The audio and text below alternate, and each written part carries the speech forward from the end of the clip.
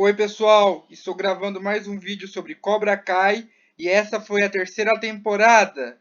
Ou melhor, Vocês entenderam. Vocês entenderam. Quem diria que Cobra Kai teria estreado ainda no começo de 2021? Porque a primeira temporada e a segunda não eram da Netflix, elas eram do YouTube, onde a primeira é de 2018, a segunda de 2019. E aí em 2020 não teve temporada por causa da pandemia, mas em compensação em 2020 essas duas temporadas foram para a plataforma da Netflix. E vocês já conheceram a história. Vou deixar no card no final para vocês reverem. Então, recapitulando, a terceira temporada começa do mesmo jeito que terminou a segunda. O Miguel ficando em coma, o Chris tomando o Cobra Kai do Lawrence, todos ficando contra ele, o Lawrence se culpando pelo que aconteceu com o Miguel, e o Rob desaparecido desde o incidente, afinal foi ele que chutou o Miguel.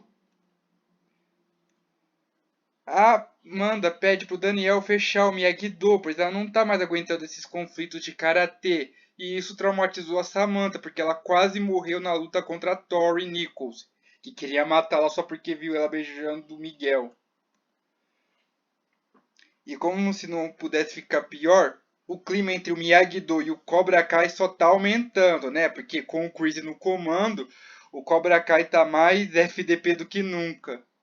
Mas a gente não podemos culpar eles. E sim o Chris, porque não existe um aluno ruim, sim um professor ruim. E o Chris ainda desafiou o Daniel para um combate definitivo. E que isso seria inevitável. Lawrence, por outro lado, só estava querendo saber se o Miguel conseguiria resistir. E ele acreditava que ele pode lutar no seu subconsciente, porque no subconsciente o Miguel estava lutando para sobreviver. E o prêmio não era um troféu, e sim a sua vida. E ele despertou do coma. Enquanto isso, Lawrence e Daniel se unem, deixando de lado suas picuinhas para encontrar o Rob. Mas adivinha, são os dois brigando o tempo todo, né? Então não dá para eles trabalharem em equipe. Enquanto isso, o Chris estava querendo fortalecer o seu Cobra Kai e querendo expulsar os alunos mais fracos. Pois para ele, os únicos alunos que interessam é o Falcão e também a Tori, que já estava sofrendo abuso do seu zelador que cobra aluguel. E como ela foi expulsa da escola, ela agora tem que trabalhar duas vezes para poder sustentar sua mãe, que já está doente, e o seu irmãozinho caçula. A gente entende o lado da Tori. Ela não é uma má pessoa, mas não dá pra considerar ela uma heroína. Ainda mais com esse ódio desenfreado que ela tem com a Samantha e com o Miyagi-Do. Desculpa se eu falo devagar, eu falo desse jeito, né? Porque eu tenho que tentar processar as coisas. Então eu tenho que ver como é. E parece que tem uma tela que tá me atrapalhando essa coisa do Adobe. Vou só ignorar. Aí começa o passado do Chris, onde nem não era tão mal assim, né? Ele era só um rapaz pobre, trabalhador, que não tinha ninguém. Até que ele se apaixonou por uma moça bonita chamada Betsy. E ele prometeu que iria ver ela depois que ele voltasse para a guerra. Foi lá que ele conheceu seus amigos. O Terry Silver, que naquela época já era um bundão, um cagão, né? Não era aquele Terry Silver que nós conhecemos lá no Karate Kid 3. E também o graveto, que esse era o que tinha rabo de cavalo e não o Silver. E eu acho que, na minha opinião, tem muita gente especulando de que o Chris é o pai de Johnny Lawrence. Mas não é. Se vocês repararem, o Lawrence nasceu em 67.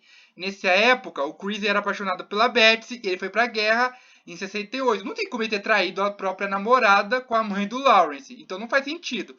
Por outro lado, eu acho que o rabo de cavalo, que é o que está abaixo do Silver, poderia ser o pai de Lawrence. É o que eu acho.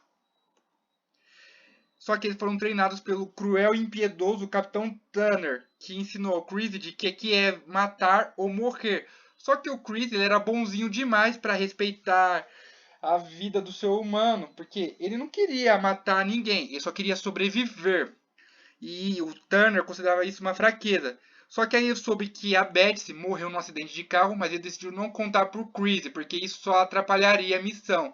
Só que, por um descuido, o Chris se recusou a sacrificar um dos seus homens por causa do vacilo do Silver, e resultado, o rabo de cavalo morre. O pai de Lawrence morre. Eu acho que o pai do Lawrence nem o abandonou, deve ter morrido. quando ele era bebê. Com isso, Turner culpa o Chris e quando eles tiveram uma batalha, porque eles tinham que uma batalha. Ou eles lutam ou morrem, né? E com isso, os tailandeses, que eram que estavam enfrentando, os forçaram a lutar até o limite. E foi lá que o Turner revelou que ele sabia do acidente da Betsy e não contou pro Chris. O Chris fica puto, full pistola, e mata o seu comandante, começando a seguir a sua filosofia do sem compaixão. E foi aí que, a partir daquele momento, o Chris e Silver, que tinham sido um dos poucos sobreviventes dessa terrível guerra, juraram fidelidade um ao outro. E foi assim que conheceu esse dojo terrível do Cobra Kai. Enquanto isso, Daniel encontra o Rob e convence ele a se entregar, porque se ele fosse preso, ele ia pegar uma pena maior e é capaz dele nunca mais sair, porque ele já deve ter cometido muitos delitos. E a partir daquele momento, o Rob parou de respeitar o Daniel, se sentindo traído pelo seu próprio sensei. Chegando lá no reformatório, o Rob era torturado por Shaw Penn, um dos detentos bem mais barra pesada que fazia bullying. E ele se aproveitava do Rob, que não podia fazer nada para se defender, coitado. Enquanto isso, o Lawrence descobre que o Miguel saiu do coma, mas o Miguel não pode mais andar, né? E o Miguel fica chateado e briga com o Lawrence. Então ele tenta pedir ajuda. Aí ele fala com o seu melhor amigo, Bob Brown, que é aquele cara lá que era da gangue de Lawrence, lá do primeiro Karate Kid. E ao contrário do Lawrence, o Bob era mais calminho e nem queria fazer bullying com o Daniel como os outros do Cobra Kai. Então ele ajudou o Lawrence prometendo que ia visitar o Rob por ele, enquanto ele estava ocupado resolvendo as coisas para ajudar o Miguel. Lawrence então se viu na obrigação de pedir dinheiro ao seu padrasto, Sid Einberg, mas esse velho caduco que ainda não morreu. Bom, o ator morreu depois das gravações da terceira temporada, mas o personagem, tomara que tenha morrido, né? Só que esse velho não se importava com ninguém, só com ele mesmo. Gente, eu acho que esse vídeo vai ser muito longo, porque eu tô detalhando e eu tô engasgando com as palavras, mas eu tô tentando falar certo. Enfim, o Lawrence então rouba o vaso do seu padrasto para vender e conseguir um bom dinheiro para pagar pela cirurgia do Miguel. E a cirurgia funciona, mas o Miguel ainda teria que esperar muito tempo para mexer, só que o Lawrence estava disposto a ajudá-lo a andar de novo, mesmo que isso custe um preço muito alto para isso acontecer. Enquanto isso, Daniel, percebendo que a sua concessionária estava com muitos problemas, decidiu ir para Okinawa para encontrar respostas, que já tinha sido o lar do seu falecido sensei Sr. Miyagi. Só que ao chegar lá, o Daniel acaba encontrando com um grande amor da sua vida, um dos seus grandes amores, a Kumiko, sabe? Aquela japonesa bonitinha do Karate Kid 2? Pois é, eles tinham uma química muito forte. Eu acho que o Daniel devia ter casado com a Kumiko, porque quem sabe os filhos dele teriam sido bem mais disciplinados. Nada contra a Amanda, até porque ela deu um tapão na cara do Chris e ai, ai, ai. Foi um reencontro muito bonito, só que o Daniel descobriu que não só a Kumiko estava por lá, como também o Shozen. O Shozen Malukeshi Toguchi. Aquele cara que tentou matar o Daniel lá em Okinawa. Mas ele acabou se redimindo, né? Só que ele ainda não vê o Daniel com bons olhos. Pois ele não considera ele um aluno legítimo do Miyagi-Do. Aí então os dois tiveram que lutar. Só que o Shozen estava muito mais aprimorado, mais avançado. E ele derrota o Daniel, dizendo que esperou por muito tempo, depois de 30 anos de ter sido derrotado. Só que na verdade o Shozen ele não mata o Daniel. Só faz essa brincadeira do apertar o nariz, que o Daniel tinha feito com o Shozen e o Sr. Mega tinha feito com o Chris.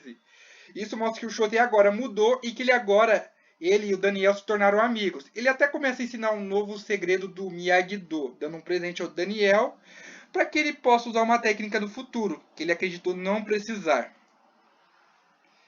Só que as coisas lá nos Estados Unidos não estavam indo tão bem, porque o Cobra Kai estava fora de controle. Só que antes de voltar para lá, Daniel encontra a Yuna, que foi a menininha que ele salvou lá na enchente. E agora ela é dona de várias concessionárias e ela acabou ajudando a salvar a concessionária Laurusso Autos, com retribuição pelo mesmo ter salvo ela. Enquanto isso, o Cobra Kai estava tocando o maior terror, principalmente a Tori, que estava destinada a querer acabar com a Samantha. E a Samantha fica apavorada que ela nem consegue lutar direito, e o pior, ela nem ajuda seus amigos do Miyagi-Do, que levam uma surra do Falcão, sobretudo o Demitri, onde o Falcão meio que hesita em quebrar o braço do seu ex-melhor amigo. Mas como ele não queria parecer fraco na frente do Cobra Kai, ele quebra o braço do covardão, coitado. E como se não bastasse, o Chris sabia que o Rob seria muito necessário para o Cobra Kai, pois ele era filho de Johnny Lawrence, e ele queria que fosse 3 gerações do Cobra Kai. O Chris, o Lawrence e o Rob. Mas essa filha da putagem do Chris não tem limite, né? E foi por causa disso que o Rob começou a atacar primeiro, onde ele se vinga do bullying que ele sofreu do Shaw. E depois dessa luta, o Shaw passa a respeitar o Rob, não dedurando aos policiais que foi ele que começou. Enquanto isso, o Lawrence estava ajudando o Miguel a ficar de pé, só que era muito mais difícil do que parece. Mas ele não desistiu. E ele também não desistiu de levar o Miguel para um show de rock, lá da banda de rock que o Lawrence gosta. É, rock and roll. Rock dos anos 80 é muito show. Essas músicas de hoje são uma porcaria, uma merda. Resultado, o Miguel finalmente consegue voltar a andar e já se livra das muletas e da sua cadeira de roda e ele volta para a escola. Mas ele descobriu que o Cobra Kai passou dos limites. Por exemplo, o Cobra Kai eles já tinham seus melhores alunos, só que aí quando o Chris começou a expulsar os mais fracos, um deles, o Bert, que era um menino que adorava os animais, foi expulso porque ele não era a favor do Chris sacrificar um ratinho de que ele se apegou para uma cobra. E o Mitch, conhecido como Bundão ou Bafo de Pica, também foi expulso porque ele perdeu para esse filha da mãe, desse chinês aí, desse babaca, que sempre foi um babaca, que já entra no Cobra Kai só pra fazer mais bullying. Porque olha só, os demais Cobra Kai, antes de entrarem no Cobra Kai, eles não eram valentões, eles só queriam entrar lá pra se defender, só que eles acabaram ficando valentões por culpa do Chris. Já esse merda aí que tá no meio, ele sempre foi valentão, ou seja, ele não valia nada. Ele, antes do Cobra Kai, ele nunca valeu nada. Ele, ainda no Cobra Kai, ele continua valendo muito menos. Shithead, cabeça de merda, é isso que ele é. Não vou chamá-lo pelo primeiro nome. Não chamo babacas pelo primeiro nome. Quer dizer, o Lawrence não é tão babaca. Eu só não chamo ele pelo primeiro nome porque eu não posso. Simples assim. Você também fica chamando o Daniel só de Larusso, mesmo sabendo que ele não é mais o único Larusso. Agora você tem que aguentar eu. Me aguentar. Com isso, com aquele babaca chinês aprovado no Cobra Kai, só faltava esse gordo que também aprontava. Só que esse gordo apanhou do Falcão. Olha só, eu não queria estar na pele dele não, não mesmo. Ao voltar para a escola, o Miguel fica revoltado ao saber que o Falcão machucou o Demitri e que eles estavam atacando o Miyagi-Do. E ao ver que o Falcão estava totalmente manipulado pelo Chris, a amizade dos dois acaba. Enquanto isso, o Lawrence decide formar um novo dojo. Um dojo que era muito mais forte, mais casca grossa que o Cobra Kai. Um dojo que pode derrotar a cobra e escolher os presas de águia. Embora isso não seja bem idiota, mas eu gostei. Pelo menos é um dojo que mete porrada, é um Cobra Kai, só que menos filho da puta. E desculpa, tô falando palavrões, desculpa, tá? Mas é assim que eu acho. Pra quando eu tô frustrado ou quando eu falo de séries que não são nada infantis. Se quiser um vídeo em que não falo palavrões, vão ter que ser com as minhas artes que eu faço. E também com as coisas que eu gostava na infância. Agora, Karate Kid, Cobra Kai, foi da minha adolescência pra minha vida adulta. E sabe o que é engraçado? Sabe o que é engraçado? Quando eu era criança, eu me identificava com Daniel LaRusso. E agora, já adulto, nos meus 27 anos, não sei como é que eu ainda tô vivo, eu estou me identificando mais com Johnny Lawrence, pelo amor de Deus. Será que é por causa da nostalgia? Porque ele odeia coisas novas, ele prefere as coisas velhas. E acho que eu também. Enquanto isso, Daniel soube que a Samantha estava com medo de encarar a Tori, mas ele ajudou ela a superar seu medo, pois ela mesma tinha que fazer isso. Aí então, com os 3 dojos, Miyagi-Do, que é o dojo do bem, Cobra Kai, que é o dojo do mal, e os Presas de Águia, que é só um dojo badass, porque, como dizia o título dessa cena, The Good, que é o bom, ou seja, é o Daniel LaRusso, The Bad, que é o malvado, seria o John Kreese, e o Badass seria o Johnny Lawrence, pois o Lawrence não é nem bom nem mal, no momento. Ele só quer fazer o que é certo para ajudar o Miguel e os seus alunos do Presa de Águia. Nada mais que isso. Eles souberam que o torneio foi cancelado por causa das brigas que teve na escola. Então os senseis foram lá tentar convencer eles a liberar o torneio. Mas parece que ninguém ouviu os adultos. Mas as crianças, eles escutam. Porque quem salvou o torneio não foi o Daniel, o Lawrence e o Creedle. Foi o Miguel e a Samantha. Eles sim que tiveram a voz da razão e eles convenceram de que eles precisavam do torneio para ajudar as pessoas a enfrentarem sim, os seus medos.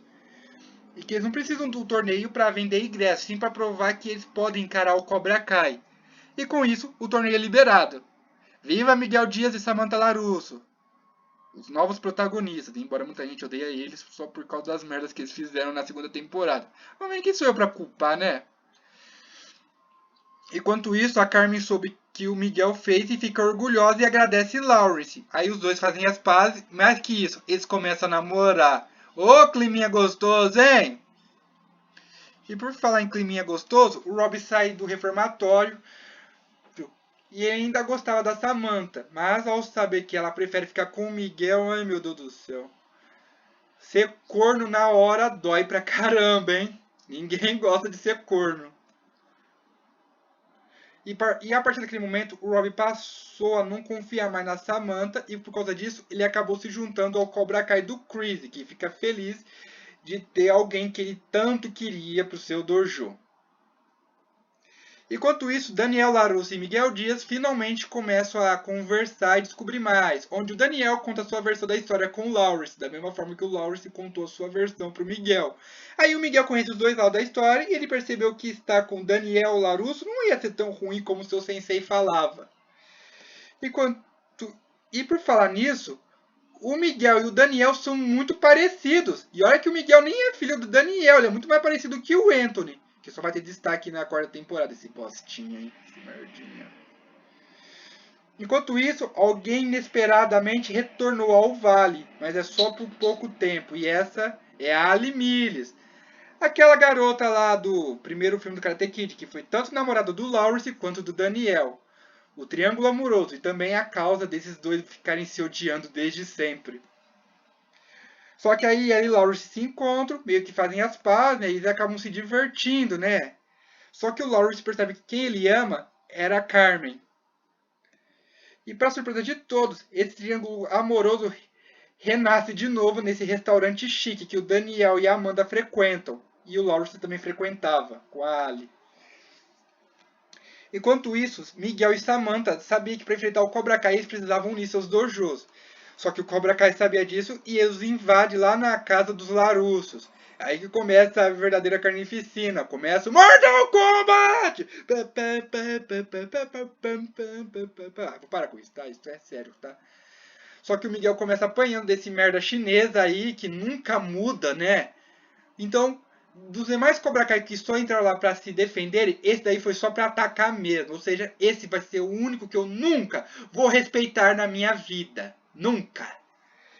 Enquanto isso, a Tori ainda querendo matar a Samantha, trava uma briga violenta lá. E no meio da luta, o Falcão fica indeciso em que lado ele deve fazer. Ajudar o seu amigo Demetri ou continuar fiel ao Cobra Kai. E foi aí que de repente o Miguel consegue derrotar esse merdinha aí. Esse merdinha que come carne de cachorro. E enquanto isso, a Samantha finalmente supera seu medo e derrota a Tori, mesmo que seja só por pouco tempo.